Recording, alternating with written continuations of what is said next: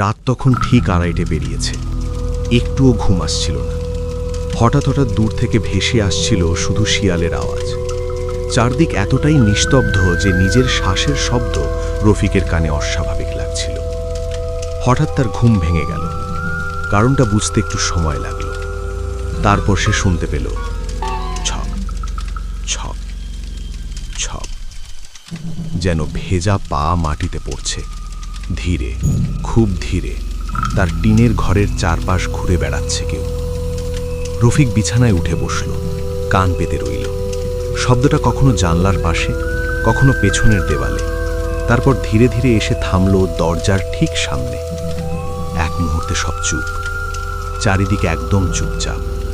তারপর হঠাৎ ধাপ ধাপ ধাপ, দরজায় ভারী কিছু আঘাত করছে। রফিকের বুকের ভেতর ধকধক শুরু হয়ে গেল। সে কাপা গলায় বলল, কে কে ওখানে? কোনো উত্তর নেই, কিন্তু দরজার নিচের সরু ফাঁক দিয়ে হঠাৎ কালচে পানি ঢুকতে শুরু করল। প্রথমে কয়েক ফোঁটা, তারপর মনে হচ্ছে কেউ যেন জগ বা বালতি দিয়ে অনবরত পানি তার দরজা দিয়ে রুমের ভেতরে ঠেলে দিচ্ছে। পানির সঙ্গে একটা পচা কটু গন্ধ ঢুকে পড়ল ঘরে, যেন অনেক দিনের বাসি পচে যাওয়া কিছু। রফিক তাড়াতাড়ি পা সরিয়ে নিল, কিন্তু পানি থামল না, বরং বাড়তেই থাকল। রুমের ভেতরে পচা গন্ধে রফিক অস্থির হতে লাগল। তার হাতের সামনে থাকা একটা শাবল সে তুলে নিল। সে পরিকল্পনা করল বাহিরে যেই থাকুক না কেন, দরজা খুলে তাকে শাবল দিয়ে আঘাত করেই সে দৌড়ে পালাবে। রফিক সজোরে চিৎকার করে এই কাজটাই করল। ধড়াস করে তার রুমের ডেটটাকে খুলে দিল, আর তারপর রফিক তার চোখের সামনে যা দেখল তা দেখার জন্য সে মোটেও প্রস্তুত ছিল না। চামড়া কুঁচকে যাওয়া, ফ্যাকাশে, আঙুলগুলো অস্বাভাবিক লম্বা, নখগুলো কালচে বাঁকা, যেন কাদা মাটির ভেতর থেকে উঠে এসেছে। ঠিক তার সামনে দাঁড়িয়ে আছে। চুলগুলো পুরো ভেজা, কাদামাটিতে জড়িয়ে আছে। মুখটা নিচের দিকে ঝুলে আছে, দেখা যাচ্ছে না। রফিক পেছাতে পেছাতে দেয়ালে ঠেকে গেল। তার গলা দিয়ে শব্দ বের হচ্ছিল না। দেহটা পুরোপুরি ঘরের ভেতর চলে এলো।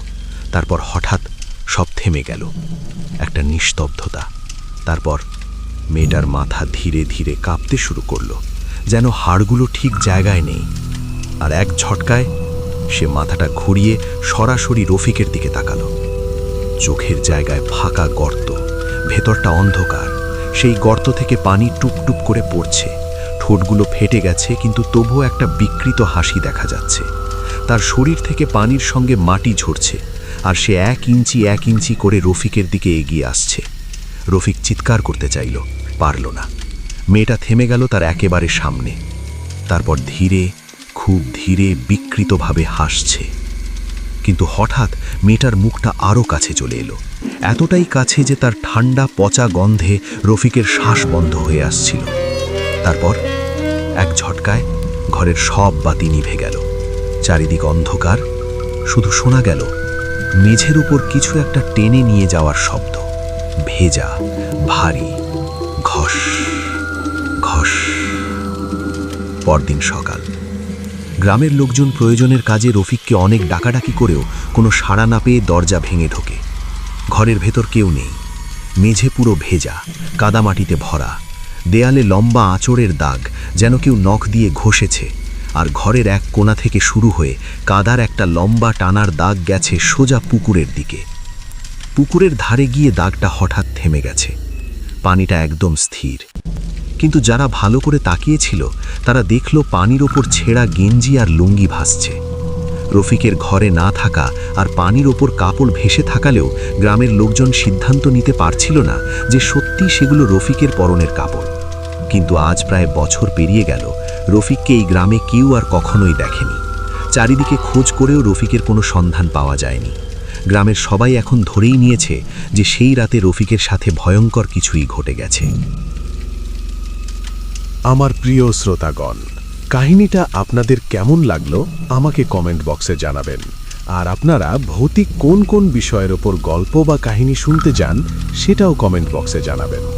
আমি আপ্রাণ চেষ্টা করব ভৌতিক সেই সব বিষয়ের ওপর সত্য ঘটনা অবলম্বী বেশ ভয়ের কিছু আপনাদের সাথে শেয়ার করার। আর যারা আমার চ্যানেলটি নতুন দেখছেন দয়া করে অবশ্যই লাইক, শেয়ার ও সাবস্ক্রাইব করে দেবেন প্লিজ। আপনাদের সহযোগিতা ও ভালোবাসা আমাকে খুব বেশি উৎসাহিত করবে। ধন্যবাদ।